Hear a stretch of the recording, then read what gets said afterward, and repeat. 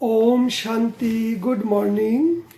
आज 3/1/2025 শান্তিবন থেকে বাপদাদা বলছেন, মিষ্টি বাচ্চারা, নিরাকার বাপ তোমাদের নিজের মত দিয়ে তোমাদেরকে আস্তিক বানাচ্ছে।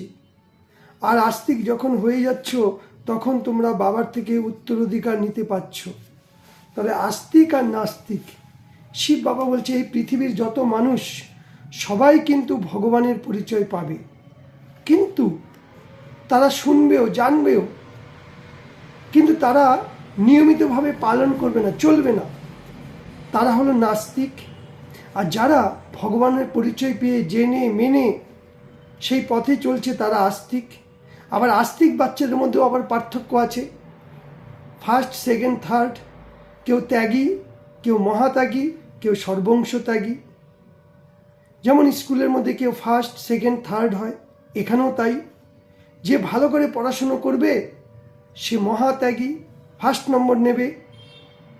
যে একটু কম পড়াশোনা করেছে সে সেকেন্ড নম্বরের আস্তিক।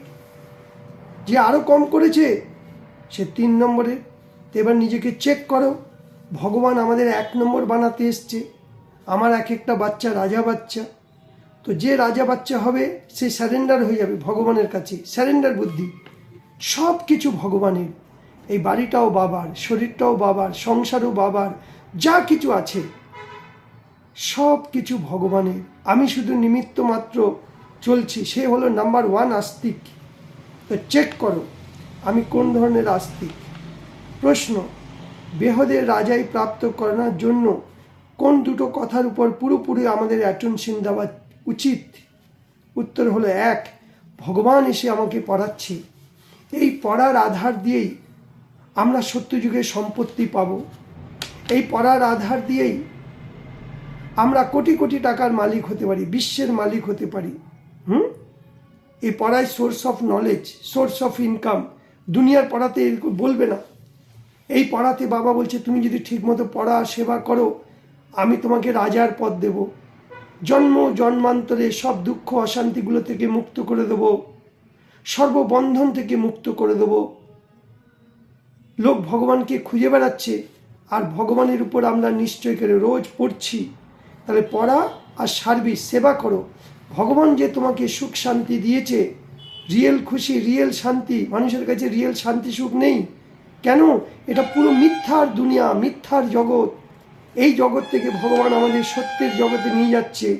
সত্য একমাত্র ভগবান বলতে পারে। তাই এই সেবা তোমরা জন জনকে করো। তোমাদের আত্মীয় স্বজন, পাড়া প্রতিবেশী সবাইকে ভগবানের পরিচয় দাও। তবে যারা সার্ভিসের এই লক্ষণগুলো খুব ভালো হওয়া দরকার তারা দেহি অভিমানী হবে, তাদের মধ্যে কোনো দেহভান থাকবে না। এই পড়ায় অনেক ওয়ান্ডারফুল। এই পড়ার আধার দিয়ে তোমরা রাজার পদ প্রাপ্ত করতে পারছ। দাপর যুগ থেকে ধন দান করেছে রাজাই তো পায়, কিন্তু এখন তোমরা যে পড়া পড়ছো এই পড়ার আধার দিয়ে তোমরা রাজকুমার রাজকুমারী বনছ। বাবা বলছে দেখো, সবাই তীর্থযাত্রা করে, সেই তীর্থযাত্রাতে সময় গেল, শক্তি গেল, ধাক্কা খেলো, বর্তমান গেল, ভবিষ্যৎ গেল, কিন্তু তোমরা আসল তীর্থ করছো এক জায়গায় বসে বসে বা চলতে ফিরতে। তোমরা ভগবানকে স্মরণ করছো। চুপ থেকে পরমধাম, সূক্ষ্মবতন, সত্যযুগ, এত দূর রাস্তার কারণ নেই।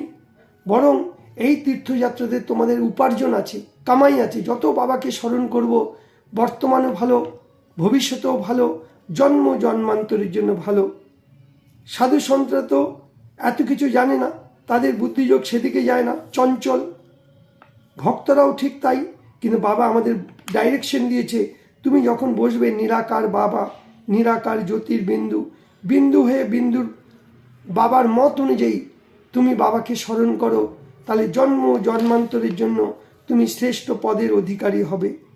তাই এই জ্ঞানকে জীবনে ধারণ করে সেবা করো, জনজনকে সেবা করো।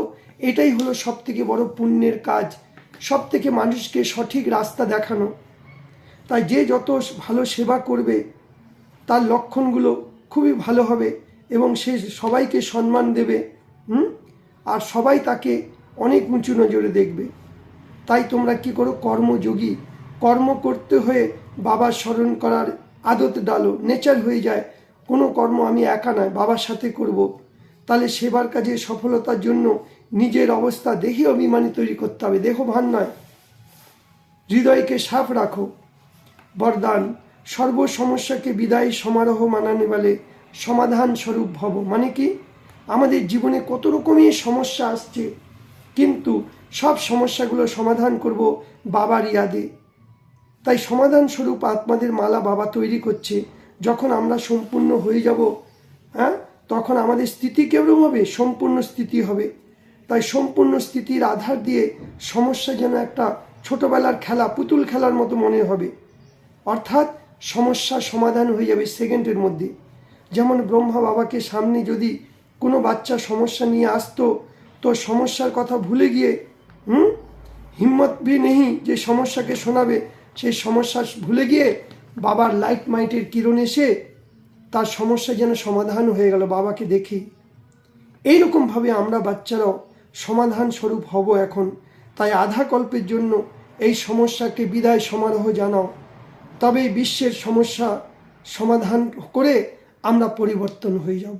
ফের স্লোগানে বলছি, বাবা, যে সদা জ্ঞানের সিমরণ করবে, মনে মনে বারবার মন বুদ্ধি দিয়ে আমি আর বাবা, সে মায়ার আকর্ষণ থেকে বেঁচে যাবে। আজকের অব্যক্ত ইশারা, নিজের শক্তিশালী মনসা সেবার দ্বারা সারা বিশ্বকে সেবা দেওয়ার সেবা করো। এখন নিজেকে ডবল লাইট ফরিস্তা স্বরূপে থাকো, সাক্ষী হয়ে সবার পাঠ দেখতে থাকো, চাই ভালো হোক খারাপ হোক, তাদেরকে সাকাশ দাও, অর্থাৎ সকল সহযোগ দাও। কেন কি আপ সর্ব